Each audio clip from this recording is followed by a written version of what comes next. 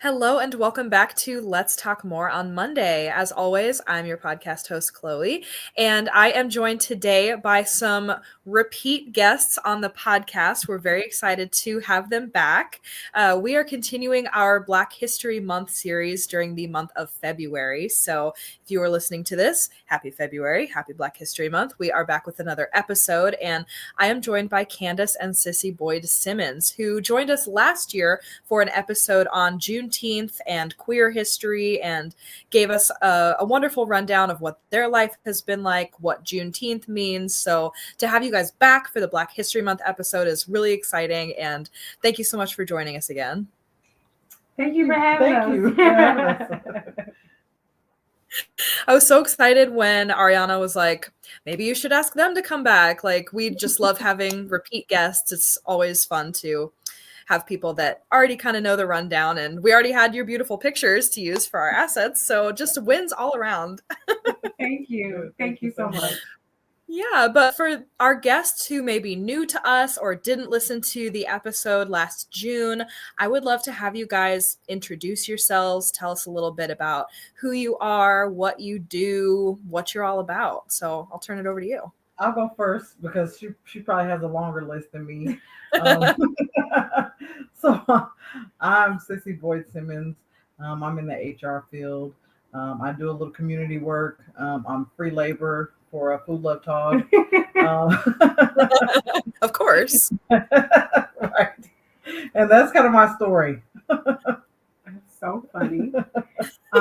Yeah, so she's not free labor. I pay her in hugs and kisses. There you go. But I'm Candace Boyd Simmons. I'm a creative here based in Indianapolis, Indiana. I'm a wife, I'm a mom, I'm a daughter, I'm a sister, but I'm also a seminary student, and I'm also a podcast host as well. So that's a little bit about what I do. Yeah. So tell us more about FoodLoveTog. Yeah, so FoodLoveTog started in 2013 as just a vehicle to share creative stuff about food.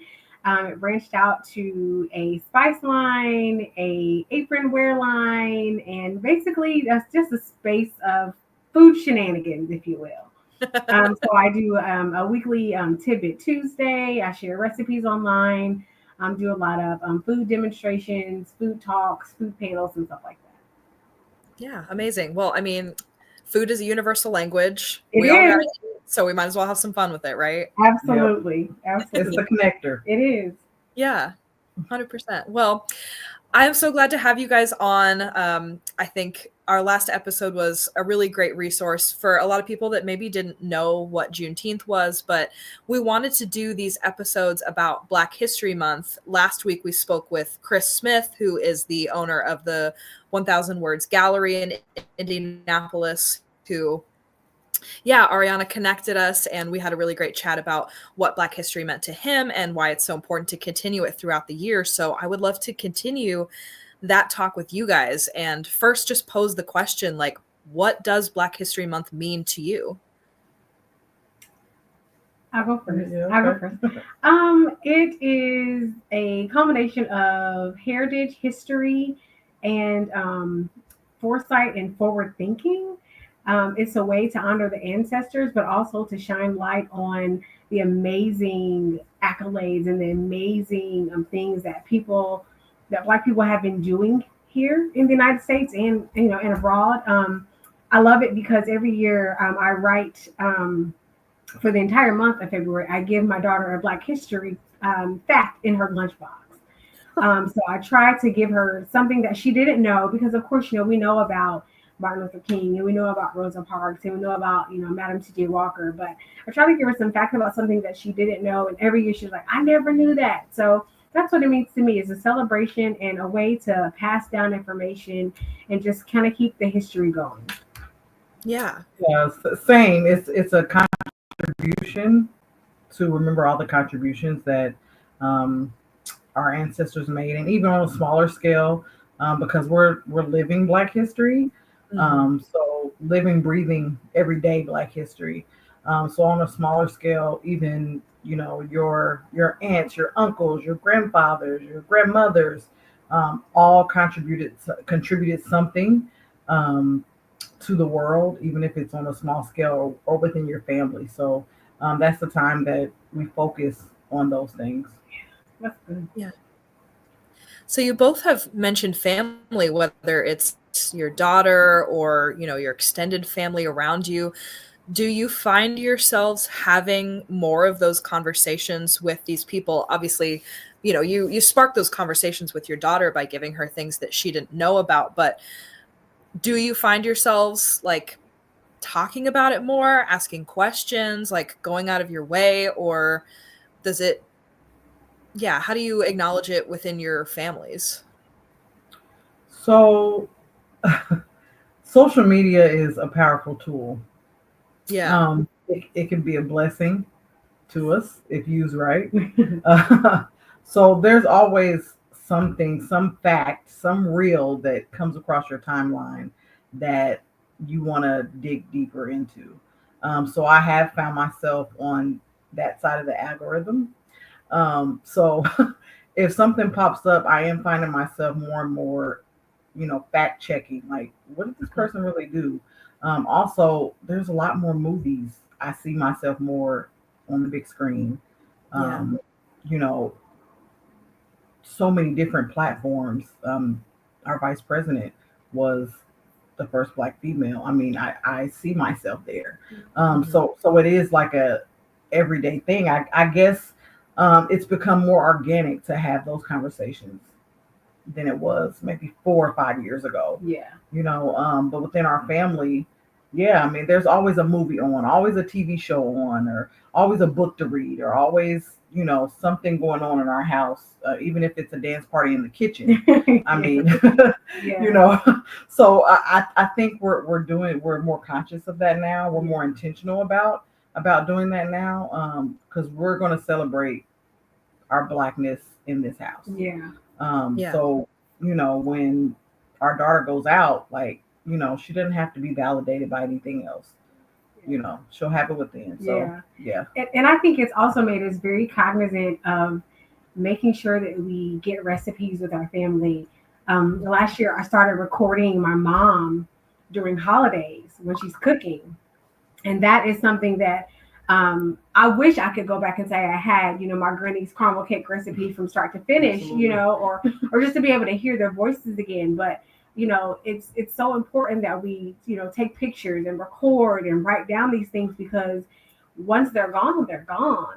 And so I want to be able to preserve as much of the memory and as much of the culture and as much of our family as we absolutely possibly can. Because when my daughter's, 70, I want her to be able to say, she'll say, hey, let's make, Sis's butter cake or something like that. Like let's have something, and she can go to the video on her phone that she saved in her Google Drive, and she can pick it up, it's 25 years old, but she has it. So we want to make sure that we're also taking something from our ancestors, but also leaving something for the children and for the future. Yeah, I love that. And I think intentionality is so great, just in any facet, but especially when you're thinking about what kind of legacy you're leaving. And a lot of history can get erased. Like there are people that are working against that preservation. So, Mm-hmm. having technology is a huge boon. I think the media like leaning towards promoting these stories of Black history and Black people is so amazing. Like you're right, there's always something new coming out that we can watch and we can find and we can read. So promoting that and telling our friends about it is also a great way to do it. But in terms of, February, it's I feel like I've heard this my whole life, like it's the shortest month of the year, and of course that's Black History Month, right? But if we are intentional, like you mentioned, like it can be a year-round thing. It doesn't just have to be February. We can continue to promote those voices throughout the year. Do you see that happening? Oh, absolutely. It's one of the reasons why my co-host and I started our podcast, was to amplify Black voices. And we literally use the term Black 365 all the time, because we do know that, February is the shortest month, and we have to cram so much into that month because not only is it Black History Month, but it's Black Love Month. There's so many different things, right? And so to be able to highlight that outside of February is something that's really important. Again, like we just don't use just February to make sure that we are talking about, what's important and what's impactful. It's an everyday thing for us, from the clothes we wear to the music we listen to, Absolutely. to the food we eat. Yeah, it's an everyday thing. Yeah, just showing up as your authentic self in all your Blackness is, something that nobody can take from you. Yeah. You don't have to be loud and boisterous and obnoxious. Just showing up is revolutionary. So I just think, I couldn't say, because I'm not originally from here. She is. And my small hometown was not small, but it's we met at undergrad there, so she doesn't talk too well about my hometown. But anyway, being from my hometown, I went to a predominantly, I guess, white high school. So I was sometimes embarrassed about, my aunts or my uncles that would show up like, fists in the air, like, this is what you do. We celebrate Juneteenth around here. You don't know this, you don't know that. And that embarrassment, I'm like, why am I embarrassed? Why am I ashamed? It's because I didn't take the time to first acknowledge who I am and then do some research. Like, where did I come from? Like, not just my ancestry, but like all of us connected. Where did I come from? So now it's like when I show up, you know what it's about. Like, why I'm here. Yeah. Yeah. Where did you guys go to undergrad? Evansville at University of Southern Indiana. Okay. Yeah. I mean, I can see how that would be pretty predominantly white. Yeah. Hey, not too much. But now you guys are based in Indianapolis, which is, largest city in Indiana. It's a huge, thriving community.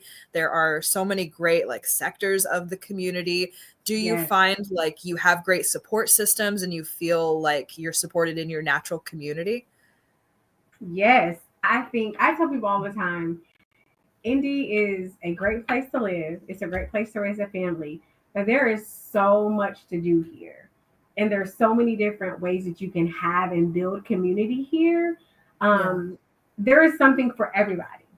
Absolutely. And I feel like we call it our bubble. I think we have the greatest bubble of just people that love us and support us and want us to win, and vice versa. We have created bubbles for our groups of friends too, and just to know that if you need something, we're there for you. If it's shenanigans and laughter, but if there's something serious too, something that you need to talk about, it, there's a resource that you need, we're definitely there. And I think Indy has that for everybody. Yeah, absolutely. I love it here. I should have moved sooner. Yeah. Then I would have met her sooner. Well, it sounds like it all worked out in the end. So it did. So I would love to hear a little bit more about your podcast before we wrap up this episode. Can you tell me about that? Yes. So Black Girls Eating is a podcast about well-seasoned food, Black girl magic, and justice. And we are a bi-weekly podcast, and it's co-hosted by myself and Tenoria Askew Nixon. And it's just a super, it's a love letter. It's a love letter to the Black community. And we don't just talk about food. We talk about things that matter, such as politics and what's going on in the world. But we also have fun too. So we did a series for Black History Month last year, and just, sharing about what's important. And it's one of my favorite things to do. Every time I come away from an episode, I'm just like, I love this so much. And I'm so glad that I get to do it with Tenoria, because she's amazing at it. And she's just, it's just great. I love it. Yeah. Well, like they never eat on the podcast. We never eat on the podcast. Everybody thinks they eat. Yeah. People bring us snacks, but we don't actually eat on the show. So, yeah. That's a whole different thing. It's a whole different thing. I mean, there's a market for it, but I just don't know if that's where we want to go there. Right. I mean, if you did like a spinoff, like you might get views, but I don't know if they're the views that you want. Right. Yeah, we're getting into, unfamiliar territory. Right. Well, yeah, I mean, like we said, food is a universal language, but the fact that you're still promoting these other stories and talking about current events is definitely so important. Like, there's nothing more crucial than community and spreading resources and mutual aid right now, because we're in very uncertain times. So, relying on each other and getting those resources out to people is really important. So yeah, if you're listening to this, definitely go check out Black Girls Eating. But is there anything else that you guys would like to plug before we wrap up this episode of Let's Talk More on Monday? I would actually plug in, if you know of any community organizations that are about the work of, reproductive justice or food justice, or any of the social service agencies that are out there, lend a helping hand, lend your dollars, because it's going to come down to the nitty gritty about that. So just make sure I can lift up the Flanner House. I can lift up Center of Wellness for Urban Women. I can lift up Aspire House. I can lift up Morningstar Afrocentric Wellness Center. There's all these different organizations that are doing work. Community Food Box. Again, there's just a ton of organizations that are continuing to do the work, and will need support. So if you have a hand to lend, a dollar to lend, please send it their way. Yeah, absolutely. Well, thank you so much. It's been wonderful to talk about this with you. If you guys are listening to this and you're enjoying this episode, make sure to go join us over on Patreon and save a seat with us, where we dig deeper with our contributors and we talk about some of the other issues on our mind. And when you do that, you're supporting our mission of making opportunities reachable for everyone and supporting our internship program, which is so near and dear to our hearts because we get to support young women who are looking to join our mission. So thank you guys so much for joining me again. Thank you. And we'll see you next time when we talk more on Monday. Bye-bye.